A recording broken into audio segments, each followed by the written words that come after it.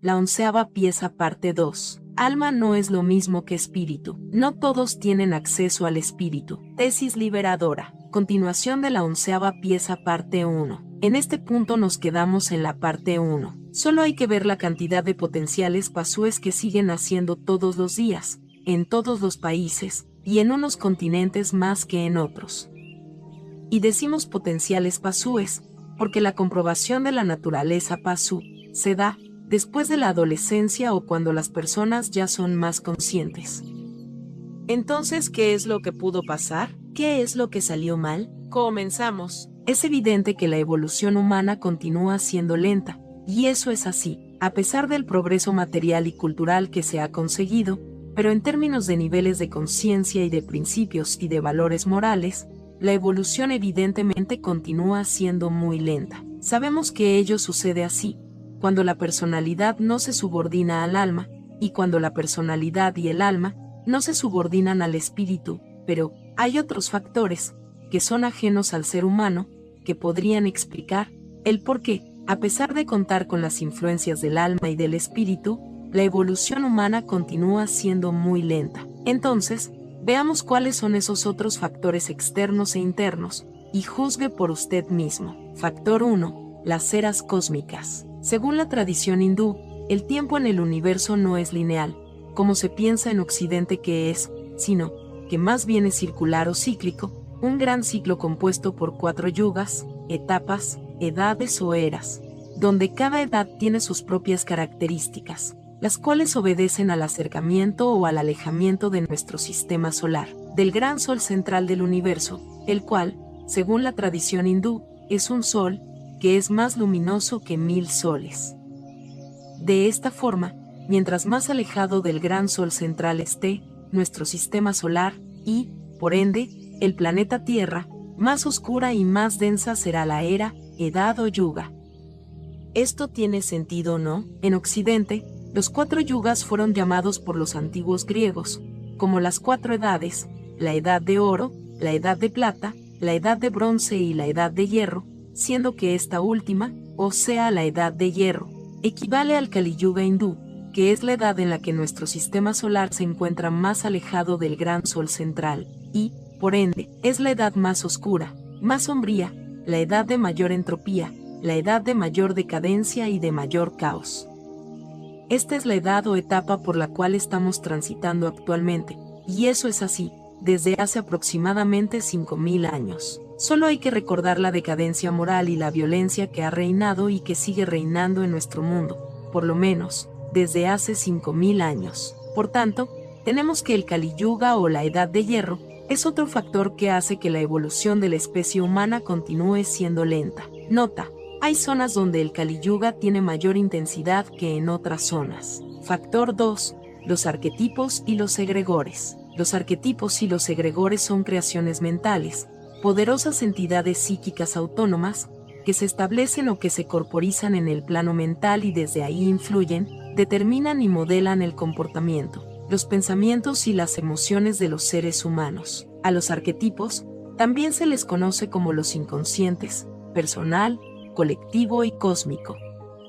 Estos dos últimos son los ámbitos de los arquetipos psicoideos, que son los arquetipos más potentes que hay. El célebre psiquiatra Carl Jung identificó, entre otros, los siguientes arquetipos: el yo, la sombra, el ánima y el animus, el sabio, el héroe, la madre y el padre. De manera general, los arquetipos de los inconscientes personal y colectivo, en los varones, son arquetipos hijo, hermano, esposo y padre, y en las mujeres, arquetipos hija, hermana, esposa y madre. Vivimos en una psicoesfera, o tal vez, sería más apropiado decir, en un psicodomo planetario, que está cargado de millones de arquetipos y de egregores, que han sido formados por las diferentes humanidades que vivieron en este planeta, y que siguen activos, y también hay arquetipos formados por la humanidad actual. Así, hay arquetipos muy antiguos, que fueron formados por los lémures, por los atlantes y por todas las demás humanidades o civilizaciones que han habitado este planeta, desde tiempos inmemoriales. Por tanto, cabe la posibilidad de que tus grandes caídas del pasado hayan sido propiciadas o influenciadas por algún arquetipo o egregor, el cual te empujó a cometer ese o esos errores. Por eso se dice que cada uno de los inconscientes, el personal, el colectivo y el cósmico, constituyen laberintos de los cuales tenemos que salir. En el inconsciente cósmico se encuentran todos los astros de los que se ocupa la astrología. Estos astros funcionan también como arquetipos psicoideos. Por tanto, tenemos que los arquetipos y los egregores son otros factores que hacen que la evolución de la especie humana continúe siendo lenta. Nota: hay zonas en las que el arquetipo sexo tiene mayor intensidad que en otras zonas. Factor 3. La impureza racial. En la parte de esta 11ª pieza, en la que hicimos algunas precisiones acerca del espíritu, vimos cómo la gnosis primordial, o la sabiduría hiperbórea, da cuenta de cómo el Dios creador atrajo hacia su universo creado y predatorio a una miríada de seres con espíritu, seres provenientes del universo increado, y que ese Dios creador hizo que esos seres se mezclen con los seres humanos primitivos pasúes. Y así fue como la especie humana, que era pasú, comenzó a evolucionar más rápido, logrando cada vez más progreso material y cultural. Y así fue como la descendencia de muchos de los que eran pasúes pasó a tener elementos virias, con lo cual, dichos descendientes comenzaron a tener posibilidades de acceder al espíritu. Pero en la actualidad, a la luz de lo que se puede ver y constatar, solo un muy pequeño porcentaje de la población mundial debe ser predominantemente viria. Esto porque la gran mayoría de los descendientes de los linajes predominantemente virias del pasado, debido a la intensa mezcla con lo pasú, ocurrida a través de los tiempos, ahora tienen elementos pasúes, en mayor o en menor porcentaje. Se dice que los antiguos vikingos, los antiguos mongoles, los cátaros, los antiguos toltecas, los antiguos germanos, los de la antigua casa de Tarsis, por citar solo unos ejemplos, eran virias casi puros. Y se dice también que los hiperbóreos fueron los virias más puros que ha habido en este planeta. Por tanto, la impureza racial no tiene nada que ver con la raza o con el racismo, sino más bien con la genética. El hecho de que los que controlan el mundo, que por cierto deben ser bien pasúes, estén promoviendo la mezcla o el mestizaje a nivel mundial, por ejemplo, con las migraciones masivas desde el continente africano y desde los países musulmanes hacia Europa, es una muestra clara de que hay una fuerza oscura, que históricamente actúa para acabar con todo lo que sea viria en este mundo, y es justamente con esa fuerza oscura que estuvieron alineados los aliados en la última gran guerra, y por lo visto, continúan estando alineados. Por tanto, tenemos que la impureza racial es otro factor que hace que la evolución de la especie humana continúe siendo lenta. Nota: a la fuerza oscura que quiere acabar con lo viria, se le denomina la sinarquía, y se conoce que un brazo de la sinarquía es el cabal. Factor 4. Los dioses. ¿Me podré liberar del encadenamiento a la materia a la que estoy preso en este universo creado y predatorio? Esa pregunta solo se la podría hacer alguien que sabe o intuye que es predominantemente viria. Pero, antes de responder esa trascendental pregunta, es pertinente que recordemos lo que dijimos en la 6ª pieza, respecto a que vivimos en un planeta granja prisión, del cual solo se puede salir cuando se muere. Y dijimos también en esa misma pieza, que los controladores de este mundo acostumbran barrer o resetear a las humanidades, cuando éstas elevan el nivel de su conciencia, hasta un nivel que les puede resultar peligroso. La pregunta es: ¿a quiénes o a quién no le gustaría que un ser humano, o más seres humanos, eleve su nivel de conciencia a un nivel Dios, como dicen por ahí los muchachos, al punto que se ve o se ven obligados a resetear a toda una humanidad, como ya ha sucedido varias veces en el pasado? Respuesta nivel 1. Al dueño o regente de este planeta granja prisión. Respuesta nivel 2. Al regente del sistema solar. Respuesta nivel 3. Al regente de la galaxia. Respuesta nivel 4. Al demiurgo creador de este universo predatorio. Es muy poco conocido lo que decía toda la inscripción de la famosa puerta de Delfos, en Grecia, esto porque solo difundió la primera mitad, que como se sabe, decía conócete a ti mismo, pero toda la inscripción de esa famosa puerta griega decía así: hombre, conócete a ti mismo y conocerás al cosmos y a los dioses, pero no porque el cosmos y los dioses sean buenos, sino más bien, para saber de qué y de quién hay que defenderse y también con quién o con quienes habría que combatir para poder convertirse en un dios o para poder liberarse de este universo creado y predatorio. Cuando alguien desafía los designios de los dioses, o los designios del demiurgo, este desata toda su ira y su poder sobre el atrevido que osó desafiarlo. El mito de Prometeo nos ilustra sobre ello. Luego y finalmente, tenemos que el designio de los dioses es otro factor que hace que la evolución de la especie humana continúe siendo lenta. Nota, se sabe que el demiurgo no deja que nadie se escape de su universo creado. Y se dice, también, que para poder salir hay que vencer en combate a las huestes del demiurgo. Conclusión final. Entonces, ¿a qué conclusión podemos llegar?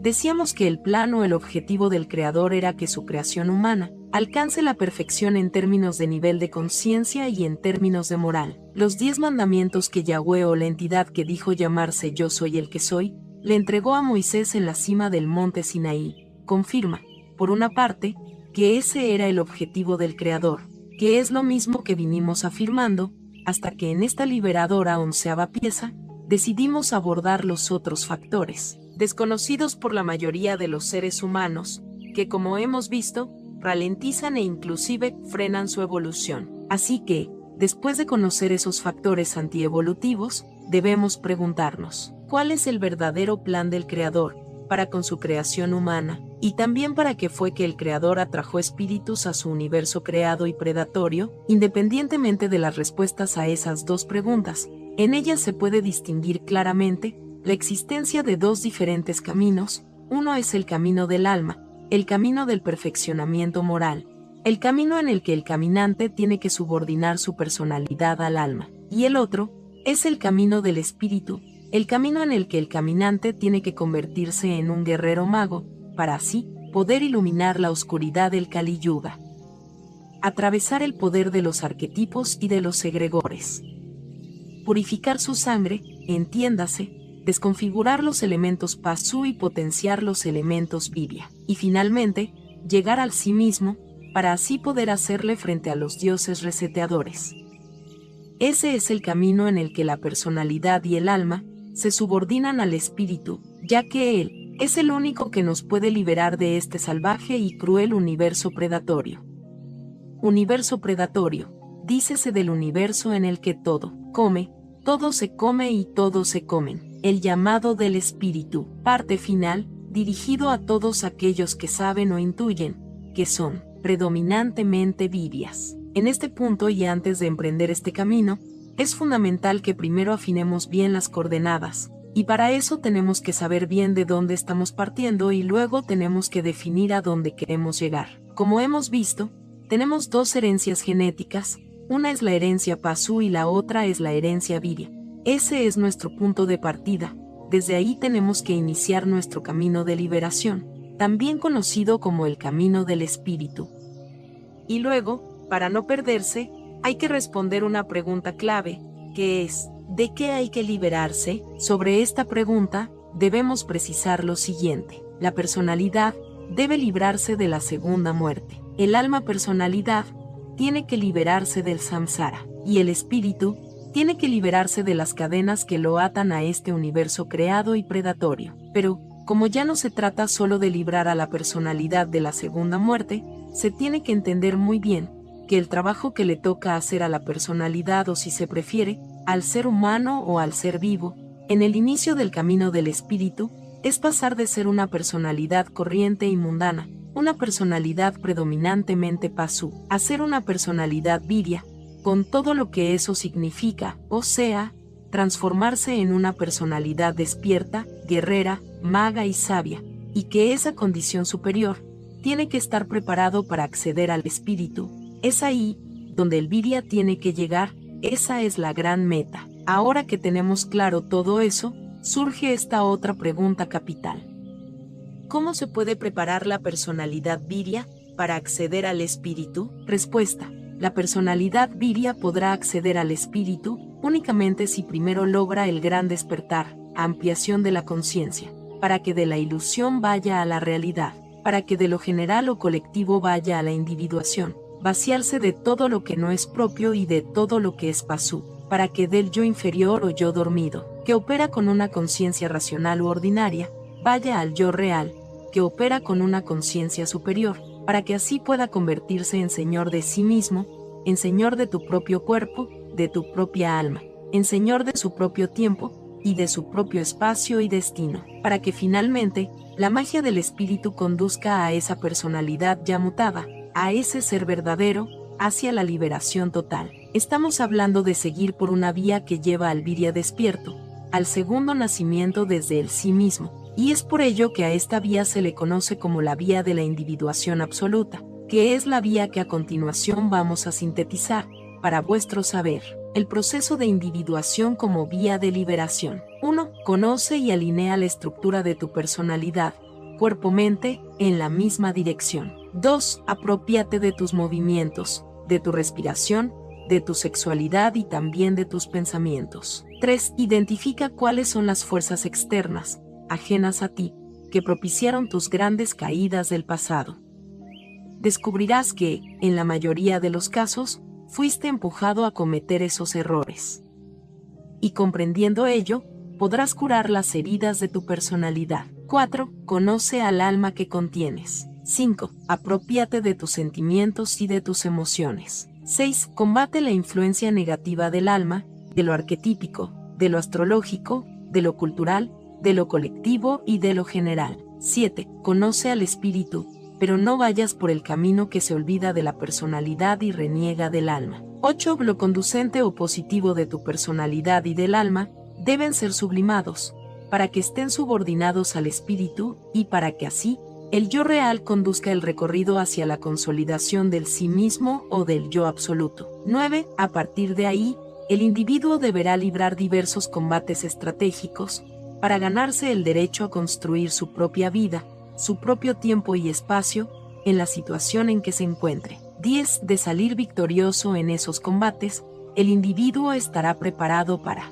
intentar alcanzar las 3 metas más trascendentales de la existencia humana, las cuales son el despertar, la iluminación y la liberación. 11. El despertar se consigue con la ampliación de la conciencia, que permite él atravesar los arquetipos, familia, región, patria y época. 12. La iluminación permite iluminar nuestras sombras y también las sombras del macrocosmos. 12. Una vez alcanzadas estas 2 metas, la magia del espíritu conducirá a la liberación del individuo absoluto. Ellos, el absoluto o ella absoluta, se habrán convertido en el liberado y en la liberada, por sí mismos y en señor de sí mismo o en señora de sí misma. Cuando el alma y la personalidad se subordinan al espíritu, el individuo comienza a vivir para todo aquello que no muere, para todo lo que es eterno, para lo que es no creado, para todo lo que no es cultural, colectivo, ni anímico, para todo lo que no es arquetípico. En eso consiste la desconfiguración del Opasu, trabajo hecho por el propio individuo. Pero ese trabajo no se puede hacer de cualquier manera, porque se corre el riesgo de quedar desconfigurado, en términos psíquicos. Se tiene que hacer con mucho arte y con estrategia, para sólo así, poder vivir todo lo que es propio, original y eterno. El individuo debe ganarse su lugar en este universo creado y predatorio, es decir, su lugar propio. Después de haber logrado la liberación en vida, el guerrero mago debe comprobar si esa libertad que aparentemente logró es real, y eso solo lo podrá comprobar en el mundo, o sea, en la misma vida, en la ficción diaria. Si se mantiene puro e intacto en cualquier situación, si se mantiene fiel e igual a sí mismo, habrá comprobado que su liberación es real. Hay una gran diferencia entre percibir desde el alma y percibir desde el espíritu. Hay una gran diferencia en ser influido por el alma y ser influido por el espíritu. Solo queda agradecer a todos aquellos que han iluminado nuestro camino de liberación. Hasta aquí llega esta concluyente y trascendental tesis liberadora, y si usted ha llegado hasta aquí, entonces ahora ya sabe por qué la última pieza del rompecabezas es la 11ª pieza. Alma no es lo mismo que espíritu. No todos contienen un alma. No todos tienen acceso al espíritu. Este rompecabezas para salir del laberinto ya está armado. Fin.